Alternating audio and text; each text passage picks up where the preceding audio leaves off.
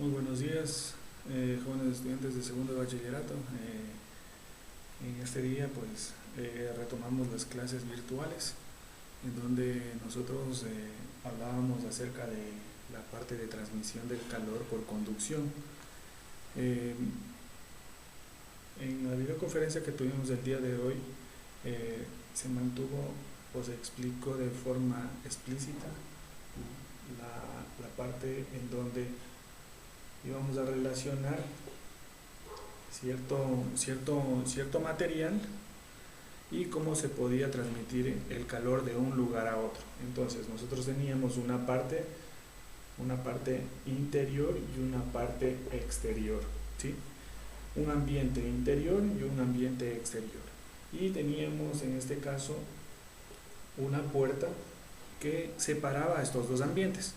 Entonces, ¿cuál era la condición térmica que se podía producir o el calor que se podía producir durante estos dos ambientes? Pues obviamente la temperatura en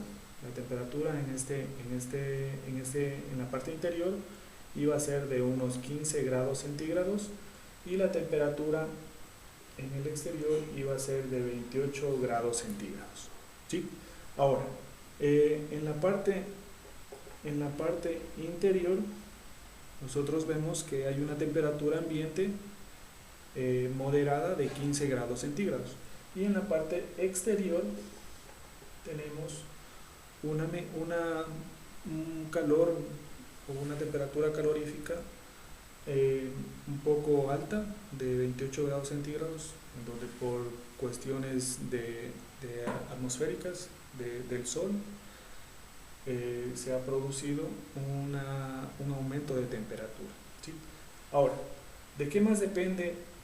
Bueno, vamos a poner aquí la formulita para que ustedes puedan saber que la variación de calor referente a la variación de un tiempo específico va a ser igual a la constante multiplicado por el área y multiplicado por la variación de las temperaturas, ¿sí?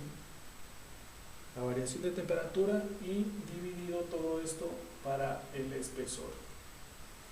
Ahora, vamos a analizar esta fórmula de tal forma en donde nosotros vamos a desarrollarlo de la siguiente manera. Yo voy a tener que esta puerta va a tener 90 centímetros de ancho y de alto va a tener 200 centímetros, ¿sí? Ahora, de espesor, o sea, va a ser esta parte de aquí. Esto va a ser el espesor. El espesor de esta puerta va a estar dado por 0,5 centímetros, ¿sí? Medio centímetro es el espesor de esta puerta. Ahora, ¿de qué va a depender? ¿De qué va a depender que el calor sea calculado? Va a depender primeramente de la conductibilidad del material que está hecho esta puerta. Si esta puerta está hecha de aluminio, nosotros tenemos unas condiciones en donde el aluminio tiene un valor específico, ¿sí? A la cual yo me voy a remitir a la tabla de conductibilidad de material, en donde el aluminio tiene un valor de 0,5 calorías sobre centímetro multiplicado por segundos y multiplicado por los grados centígrados, ¿sí? Estas son constantes, estos valores son unos valores constantes que nosotros ya los habíamos estudiado en la clase anterior o en el video anterior, en donde se explicaba que habían materiales conductores de calor, materiales aislantes de calor y materiales permeables que permiten el paso o mantienen el paso del calor, ¿sí? En el caso de los metales son con mayor número de conductibilidad, o sea, este valor va a ser mayor, por ejemplo, el plomo por ejemplo, el cobre, la plata, ¿sí? Materiales aislantes como el asbesto, que es un derivado del concreto, del cemento. Tenemos la loza, que es la cerámica. También tenemos la parte de aislante, el corcho, ¿sí? El corcho es un aislante térmico, ¿sí? Y también tenemos una condición de vacío, y también tenemos uno que es muy permeable, que es el vidrio Pyrex. El vidrio Pyrex, sobre todo, como recipiente para realizar, en el caso de las cocinas domésticas, realizar una torta, realizar cualquier tipo de comida que vaya a ser ingresado a un ambiente en donde la temperatura sea alta, ¿sí? Y las condiciones de calor pues van a ser también resistentes a este calor, ¿sí? Ahora, continuamos con nuestro ejercicio, en donde tenemos que esta puerta va a tener esta condición, ¿sí? Que se lo va a representar con el nombre de K, porque va a ser una constante de conductibilidad del material, ¿sí? Nosotros tenemos ya la temperatura en el interior, la temperatura en el exterior, tenemos las medidas de la puerta, ¿sí? Porque vamos a necesitar calcular el área de esta puerta, para lo cual nosotros vamos a tener que el área va a ser igual al largo por el ancho, ¿sí? El área de esta puerta va a ser igual a 90 centímetros, que es el ancho, multiplicado por el largo, que es 200 centímetros, ¿sí? Al espesor no lo vamos a ocupar, porque el espesor va a ser o está direccionado directamente a la división de la ecuación, ¿sí? Entonces, igual nosotros el espesor no necesitamos el volumen, necesitamos el área, ¿sí? Entonces tenemos 90 por 200, tenemos 18.000 centímetros cuadrados, ¿sí? Que este va a ser el valor del área. Ahora, para yo calcular, como está condicionado este calor en un tiempo determinado, entonces yo voy a tener que la constante va a ser igual a 0,5 calorías sobre centímetros multiplicado por segundo y multiplicado por grados centígrados. Multiplicado por el área, yo tengo 18.000 centímetros cuadrados, ¿sí?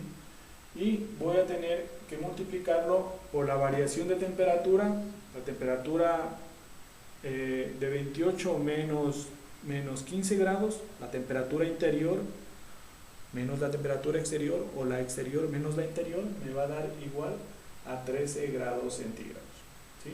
Todo esto lo voy a dividir para el espesor, que va a ser el espesor o la parte del grosor del material que está hecha la puerta, ¿sí? En este caso tiene medio centímetro, entonces de 0,5 centímetros. Ahora, yo aquí voy a tener que simplificar aquí los centímetros cuadrados con esto, los grados centígrados y los grados centígrados, para que al final yo tome mi calculadora y lo multiplique, quedando 0,5 multiplicado por 18.000 y multiplicado por 13, me va a dar un valor específico de 117.000 calorías sobre segundo, ¿sí? Dividido para 0,5, ¿sí? Esto va a ser igual, lo divido para 0,5, esto va a ser igual a 234.000 calorías sobre segundos. Ahora, en el chat que tuvimos el día de hoy me preguntaban, y estaba muy bien la pregunta, que por qué motivo hay una variación de estas unidades, ¿sí? De estas unidades, al multiplicar esto y por esto. ¿Por qué hay esa variación? Obviamente, lo expresé en el video, en donde hay diferentes instrumentos de medida, como por ejemplo la calculadora, a la cual se basan ciertos criterios polinómicos, ¿sí? criterios o principios de suma, resta y multiplicación. Ahora, todo depende del instrumento de medida del cálculo que va a ser la calculadora. Si yo tengo aquí un número decimal, acá tengo un número entero y acá tengo otro número entero, la ley de polinomios me dice que siempre primero tengo que multiplicar la parte entera y luego la parte decimal, ¿sí? Esa es una ley. Ahora, si yo lo voy a dividir y me sale un número entero, miren, aquí yo tengo, me sale un número entero, lo voy a dividir para un número decimal, en este caso me va a salir la respuesta en el número que tenga mayor cantidad de números enteros. En este caso me salió positivo, ¿sí? Va a ver cómo, en donde, por ejemplo, si yo lo dividía para 2, me iba a salir de igual manera un número entero, ¿sí? Pero por ejemplo, si al 1 lo divido para 2, los dos son números enteros, pero ahí ya se cumple otra función, que es la de un número dividido para un menor, siempre va a ser una fracción, ¿sí? Esas son las condiciones que obviamente las calculadoras las aplican y por eso tengo este inconveniente, ¿sí? Ahora, las condiciones, hay que tener en cuenta las condiciones que se van a producir de calor, siempre van a depender del material que está hecho, en este caso, la barrera que no permite que estas dos temperaturas se relacionen, ¿sí? También va a depender las medidas específicas de esta barrera, ¿sí? En este caso de la puerta. Por eso saqué el área que está por acá, ¿sí?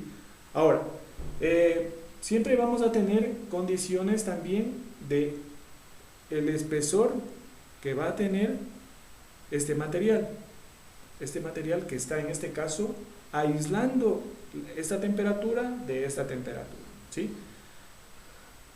Ahora, también va a depender de esta constante que va a depender en cambio vuelta del material en que está hecha esta barrera, ¿sí?